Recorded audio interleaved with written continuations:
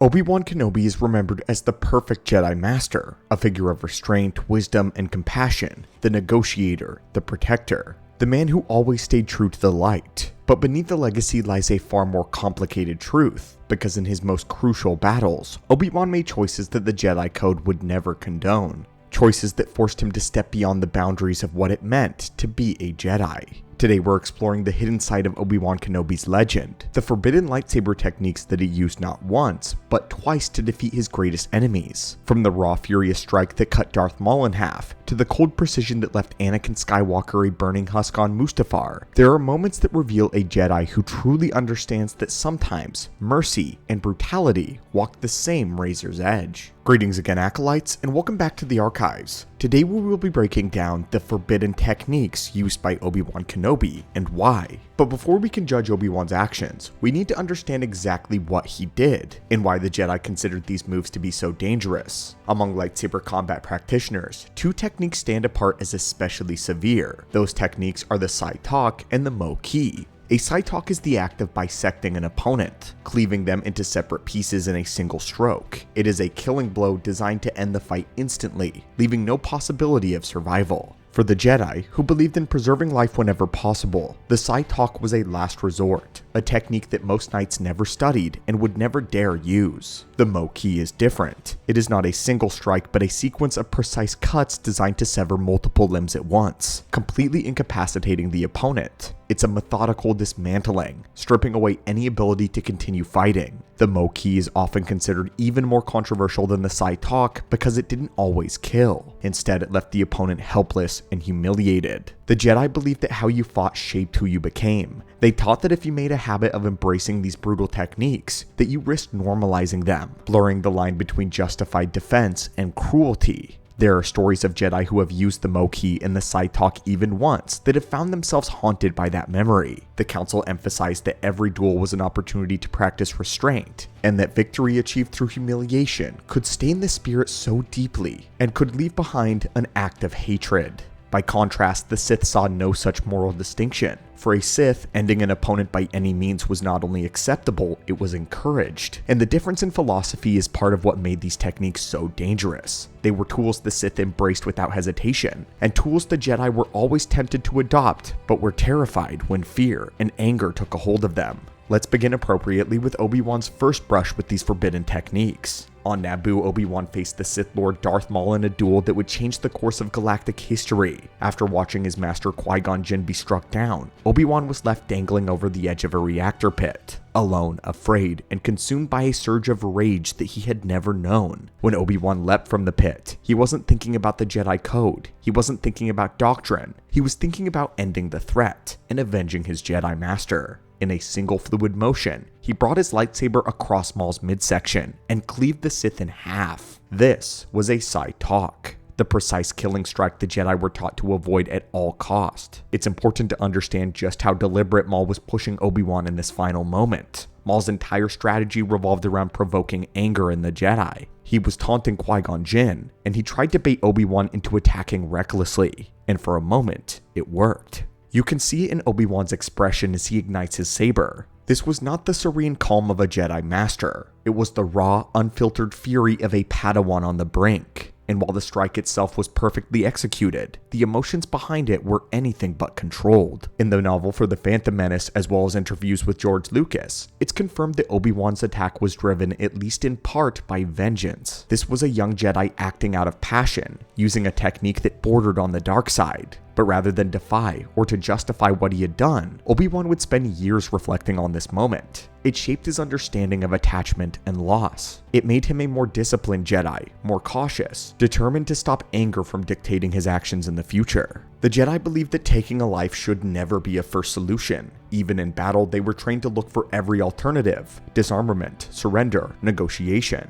Yet in reality, not every opponent gives you that chance. Some enemies cannot be captured, some will never surrender, and some moments leave no time for measured decisions. For Obi-Wan, Naboo was a painful lesson. He learned that if you were to fight a Sith, there are no half measures, and as much as he grew past the youthful surge of vengeance, it would not be the last time that he faced an impossible choice. Years later, Obi-Wan stood on the volcanic plains of Mustafar, face to face with the man he loved like a brother. Anakin Skywalker had fallen fully to the dark side, transformed into something unrecognizable. Unlike the fight with Maul, Obi-Wan had no time to prepare himself. He knew that if Anakin attacked, there would be no going back. When Anakin leapt across that lava river in his final desperate assault, Obi-Wan acted with the precision few Jedi could ever replicate. In a single motion, he severed Anakin's remaining organic arm and both of his legs. This was a Mo-Ki, the systematic dismemberment designed to end any possible further combat. What makes this moment so remarkable is that Anakin was, by this point, the most dangerous duelist alive quite possibly. He was fueled by rage, empowered by the dark side like a drug, and driven by a singular obsession to destroy Kenobi. To execute a Mo-Ki against such an opponent wasn't just a technical accomplishment, it was a testament to Obi-Wan's mastery and his clarity of mind. Many Jedi would never even attempt it against a lesser foe, but Obi-Wan did so in the middle of his greatest heartbreak, and this is proof of how much he had grown since Naboo. A true Jedi Master. This is no longer a rash Padawan striking out of fury. This is a master choosing the only path he could see to save the galaxy from the darkness that Anakin had become. Unlike the strike against Maul, this was not a moment of rage, it was something colder, something harder. Obi-Wan chose not to deliver a killing strike. Instead, he left Anakin alive, helpless on the edge of the lava river, and in doing so, he left Anakin's fate to the will of the Force. Some have called this the ultimate act of mercy, others see it as cruelty beyond death. The truth may lie somewhere in the middle. Obi-Wan could not bring himself to strike down the boy that he had trained. He could not end Anakin's life even knowing now what he had become. But he could also not allow Vader to rise unchallenged. So he did what no other Jedi may have been able to do. He chose the most decisive, yet non-lethal option available to him. And in that decision, he accepted that Anakin's survival, or his death, was no longer his burden to carry. It's worth asking whether any Jedi was truly above these impossible decisions. Even Yoda admitted that in war, that lines begin to blur. Windu's Vapad was created itself as a controlled aggression, skirting the edge of darkness every time he used it. Anakin ironically would become the embodiment of what happens when a Jedi stops seeing any boundaries at all. In a sense, Obi-Wan's actions on Mustafar were an attempt to learn from the Order's failure, facing darkness without surrendering to it. This is what set Obi-Wan apart. He was not afraid to do what had to be done, but he never stopped questioning whether he could have found another way to do it. When Obi-Wan finally met Luke Skywalker, he was no longer the man who leapt from the pit on Naboo, nor the master who fought on Mustafar. He had learned the consequences of both vengeance and restraint. It's no accident that the first lesson he taught to Luke was calmness, to let go of fear and anger. Obi-Wan knew better than anyone where those actions and emotions could lead.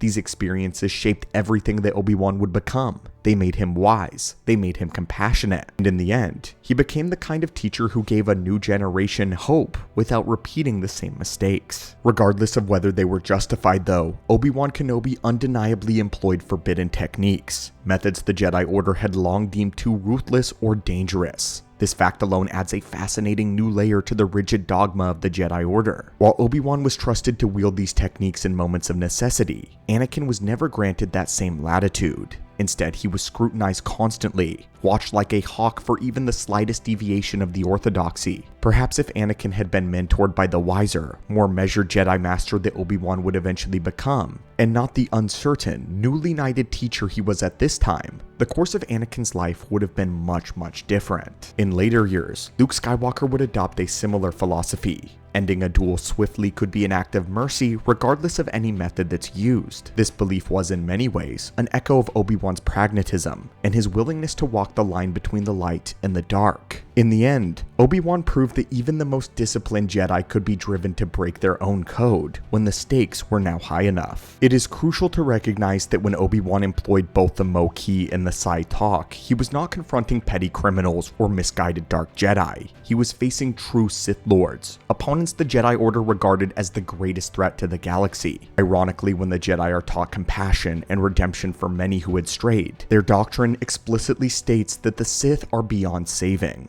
At the time, the Jedi believed the Sith were too dangerous to engage in dialogue or attempts at rehabilitation. They instructed the Knights not to try reasoning with them, not to offer a path back to the light. In the eyes of the Council, to become a Sith was the ultimate betrayal of the Force itself, a final, irredeemable corruption. It was an act of self-worship and surrender to the dark side so absolute that it marked a person as deserving only one fate: That fate was death. The grim conviction shaped Obi-Wan's actions. In those fateful duels, he crossed lines the Jedi typically forbade, not out of bloodlust or hatred, but because the Jedi Order had already judged the Sith as too far gone. In that context, even the most forbidden techniques could be rationalized as a necessity, further blurring the line between justice and vengeance. So the next time that you hear that Obi-Wan was a model Jedi, remember that his story is more complicated than the legend suggests. He was a man who broke the rules, who walked the line between mercy and brutality, and who bore the consequences for the rest of his life. The contrast reveals something profound and dangerous about the Jedi's uncompromising worldviews. For all their wisdom, the Order too often dealt in absolutes, dividing the galaxy neatly into the light and the dark, the righteous and the irredeemable.